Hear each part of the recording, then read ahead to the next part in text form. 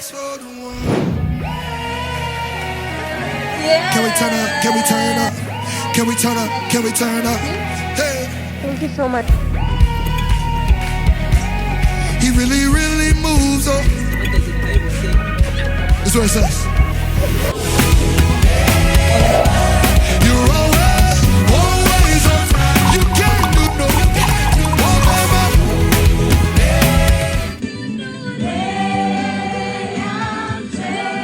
Come on.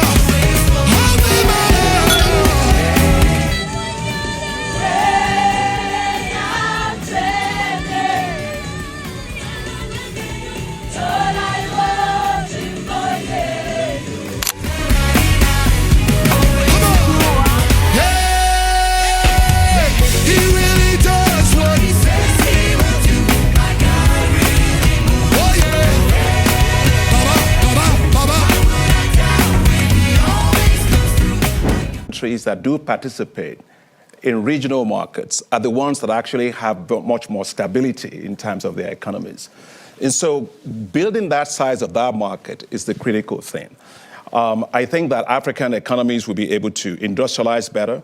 I think they'll be able to create a lot of jobs. I think to the point you were raising about the issue of global value chains, if you're going to play the global market, the global value chains are important and becomes a stepping stone for you to also get into the global value chains. And quite honestly, I think it will create tremendous amount of jobs, especially for small and medium-sized enterprises that can actually trade all across the borders. Now, for us from the African Development Bank side, we just did an assessment looking at companies and how they look at this continental free trade area. And we were asking them what do they see as the three topmost constraints. And what they told us was quite instructive. The first thing that they say is access to finance. The second one is access to power, electricity, because obviously without electricity, what can you do? And the third one is political stability. These three things. So I'll make a few comments about this. If you take the case of access to finance, that access to finance is much more limited, actually, for the small and medium-sized enterprises that you just mentioned. You know, they account for about 75% of all the businesses, but almost only 20% of them actually have access to bank accounts as small and medium-sized enterprises. So getting access to finance for the small guys to play in this big area is the key. So that it's not just a market for the big guys to play. Now, at the African Development Bank, we have a facility we've rolled out. It's a $1 billion facility to support small and medium-sized enterprises. We have so many of our partners that are here that we do lines of credit through to support small and medium-sized enterprises. The second one, I think, is in access to trade finance. Trade finance is going to play a big role. Today, if you look at that, the nature of trade in the continent, only 15 countries account for over 85% of all that intra-regional trade that you're talking about. South Africa is at the top, about 34%. The issue is, how do we expand that? Well, you can't do that unless you have trade finance. And so at the bank, at the African Development Bank, we have a $1 billion facility that we've rolled out, a trade finance facility to support that. And so far, it has supported transactions in about 111 transactions in about 44 countries and mobilized about $7 billion in terms of trade. But in South Africa, for example, we have the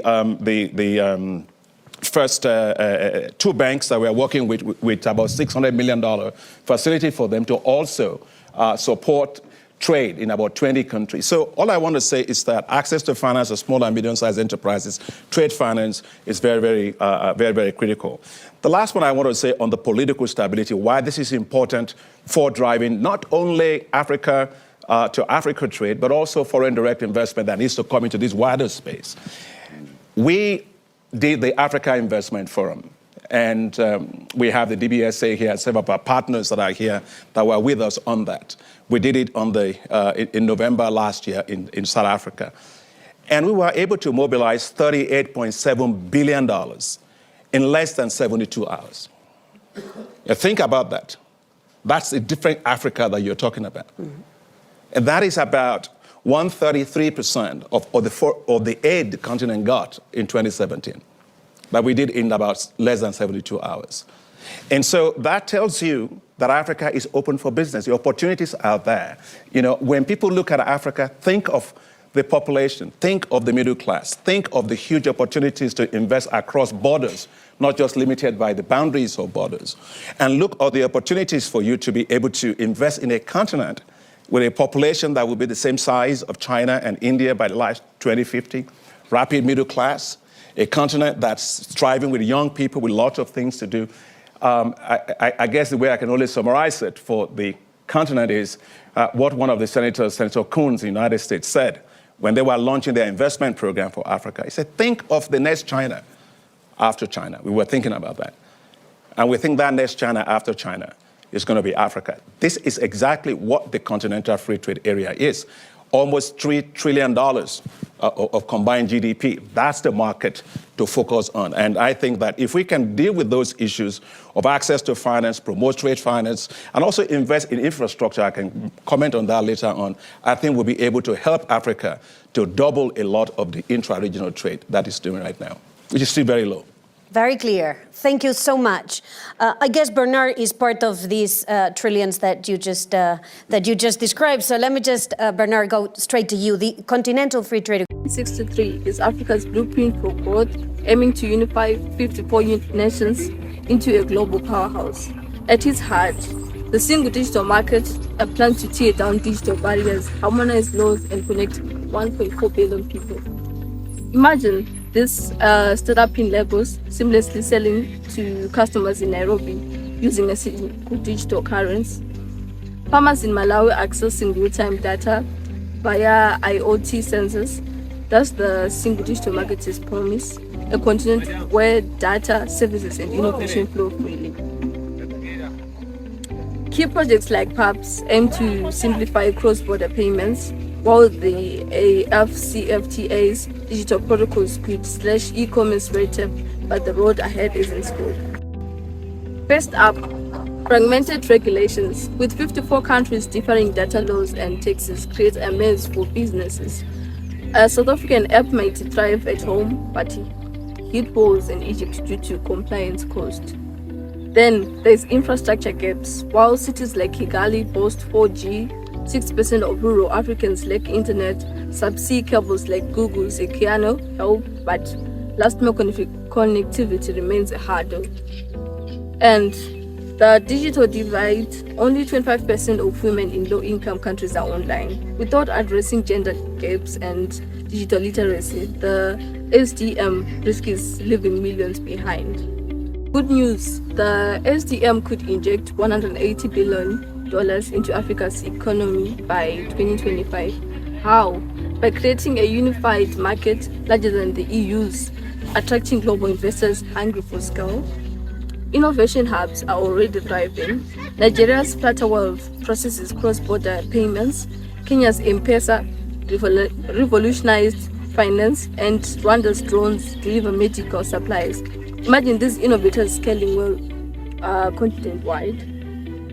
And for SMEs, the SDM means access to 500 million plus potential customers. No more borders, just growth. Welcome to the Valley of Dreams, where your dreams do come true. Africa University. They only come true if you choose the right degree, an undergraduate in international relations and diplomacy. This degree is taught by the best lecturers that Zimbabwe has to offer, the likes of Dr. Rusero, Dr. Pinduka, and Dr. Dinesa. They're not the only ones though. More. We have absolutely everything to give you. Human resources, marketing, journalism, and my personal favorite, diplomatic endeavors. The degree of international relations does not limit you. You can be absolutely anything you would want to be. And to you, my future ambassador, as the Vice Chancellor of Africa University once said in Matriculation 2024, leadership begins on your knees. Don't forget to pray now.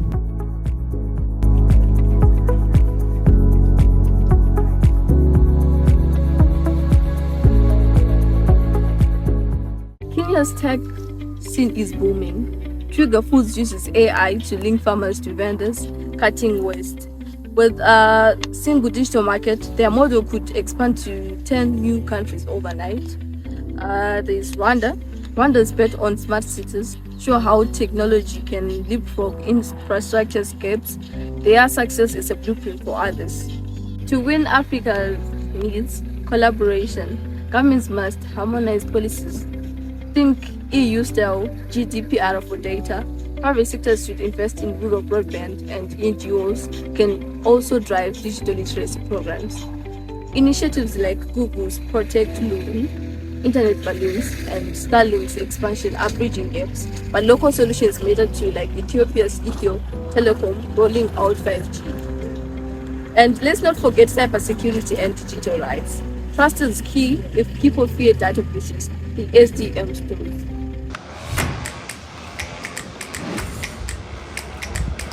Bana Congo, bana Zimbabwe, bana Angola, Tanzania, Rwanda, boya ebele, to vivre ambiance ya Congo, na musique a bien, na damaz a bien, masanga bien, basikra bien, boya ebele, to kuta na bisonyo so na sky view. Hey man, it's your boy Abraham right here, inviting you all for the welcome party for all the freshmen. This is for you at Africa University. Are you all excited for this 26th of October? The Congolese community is welcoming you for the welcome party that's going to be happening. And the ticket is only going for $10. It's going to cover the food, the transportation, and the drinks. Makadi, uyai ku Congolese welcome party. La communauté congolaise organise une manifestation, Welcome Party, qui aura lieu en date du 26 octobre de 16h à 21h. Les billets sont déjà disponibles. Hello pessoal, comunidade congolesa apresenta Welcome Party dia 26 de outubro. Os bilhetes estão à venda a partir do valor de $10 com direito a transporte, comida e bebida. Esperamos por vocês lá.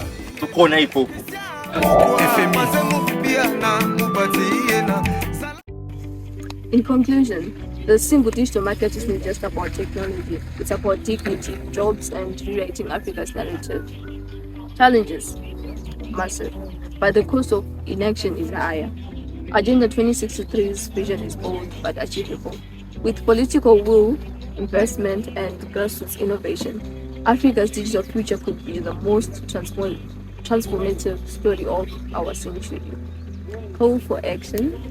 If you believe in Africa's potentials, hit subscribe, smash that like button, and share this video. Let's spark a conversation.